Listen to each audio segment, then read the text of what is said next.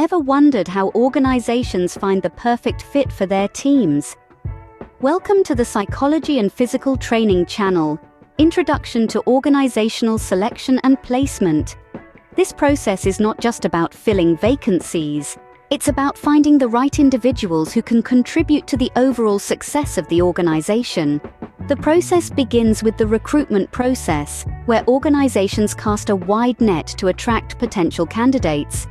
Then comes shortlisting, a critical phase where the most suitable candidates are filtered out from the pool. Selection methods are then applied to further assess the skills and abilities of the candidates. Preliminary and employment interviews follow, providing a chance for both the organization and the candidate to gauge if they are indeed a good fit for each other.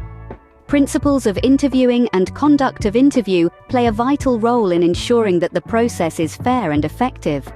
Lastly, job design and evaluation of interview are carried out to ensure the entire process has been efficient and effective. Let's dive deeper and start with the recruitment process. The recruitment process. So what exactly is the recruitment process? Let's dive right in.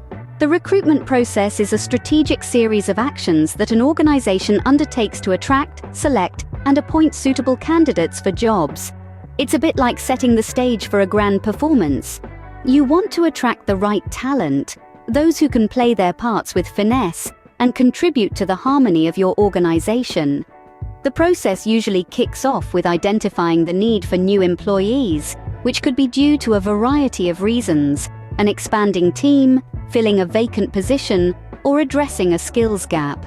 The next step is to draft a comprehensive job description that outlines the key responsibilities, necessary skills, and qualifications. This is followed by advertising the position on various platforms to reach a wide range of potential candidates. Now, here's where things get interesting. The recruitment process isn't just about finding people who can do the job. It's about finding people who fit the culture and ethos of your organization. It's about finding individuals who can grow with you, who can bring fresh perspectives and innovative ideas to the table. But remember, the recruitment process isn't a one-way street. It's also an opportunity for candidates to evaluate your organization. Your recruitment process sends a message about your brand, your values, and your work culture. It sets the tone for the rest of the selection process. Once we have a pool of potential candidates, it's time to shortlist. Shortlisting candidates. But how do organizations sift through all these applications to find potential fits, you may wonder? The answer lies in a crucial step known as shortlisting. It's like panning for gold in a river of applications. Shortlisting is the process of identifying the candidates who best meet the criteria set for a particular role. These criteria could include specific skills, qualifications, experience, among others. It's not just about ticking boxes, though. It's about reading between the lines to discern potential and fit. Imagine having 1,000 applications. Shortlisting helps to narrow down this number to a manageable few, say 50 or 100. It's an essential process that saves time and resources, allowing organizations to focus on the most promising candidates. Essentially, shortlisting acts as a sieve, filtering out the candidates who don't quite fit the bill and leaving behind those who show the most potential.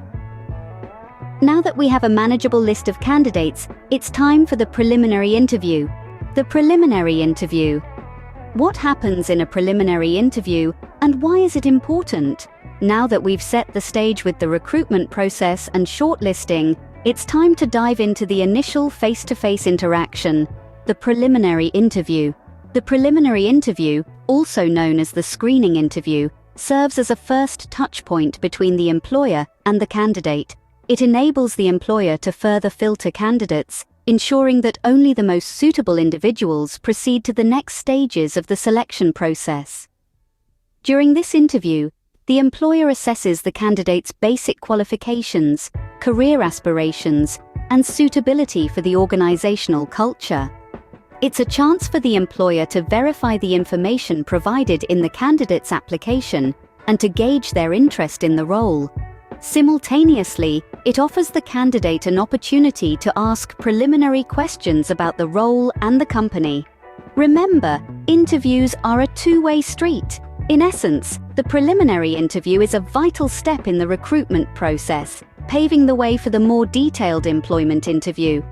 The next step is the employment interview, where things get serious. The employment interview. What sets the employment interview apart from the preliminary interview? This is the question that often lingers in the minds of many. So, let's unravel this mystery together, shall we?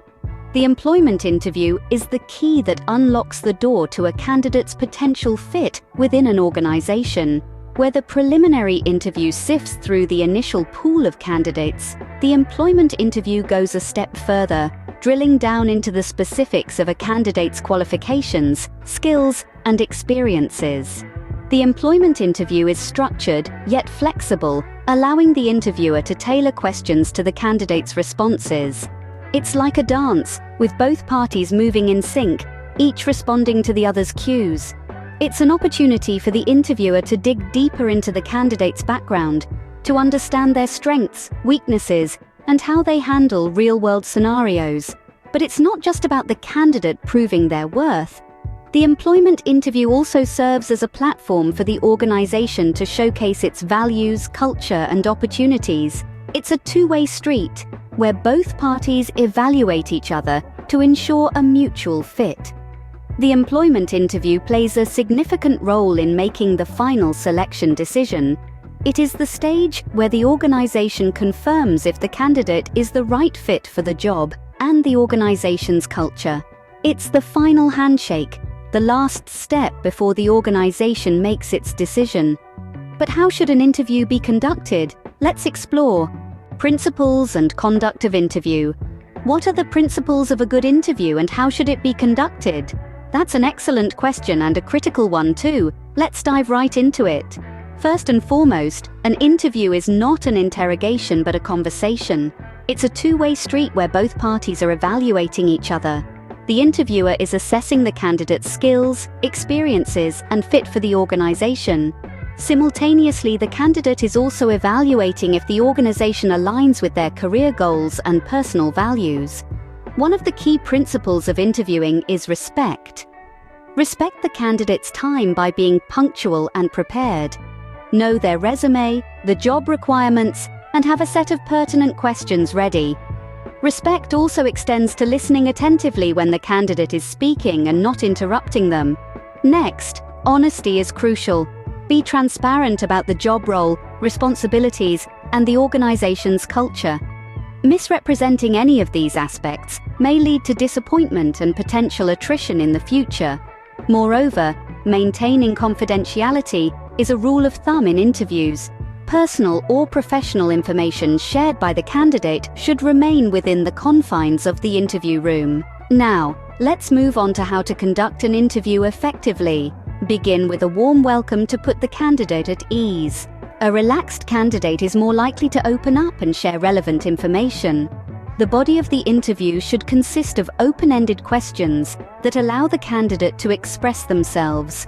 Avoid leading questions that might guide the candidate towards a particular response. Also, aim to identify the candidate's skills and potential, not just their past achievements. As the interview progresses, observe their body language and nonverbal cues. These can often reveal as much, if not more, about the candidate than their spoken words.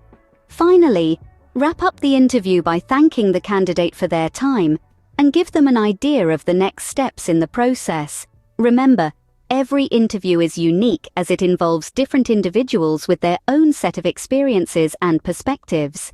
Adaptability and a keen sense of observation will help you navigate these interactions effectively.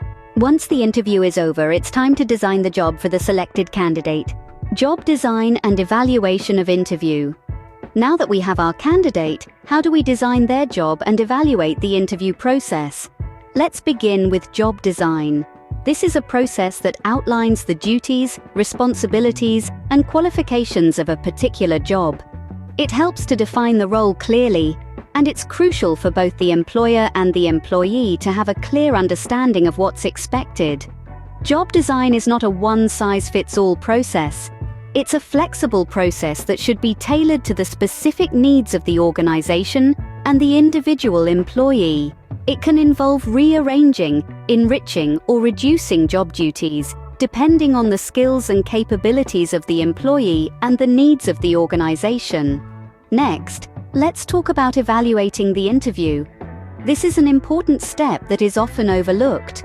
Evaluating the interview process can provide valuable insights into how effective your selection and placement practices are. Firstly, did the interview process help you identify the right candidate? If not, you might need to revisit your selection methods or interview questions. Secondly, did the candidate have a positive experience during the interview? This is important because the interview process can significantly impact a candidate's perception of your organization. Thirdly, were there any biases or inconsistencies in the interview process?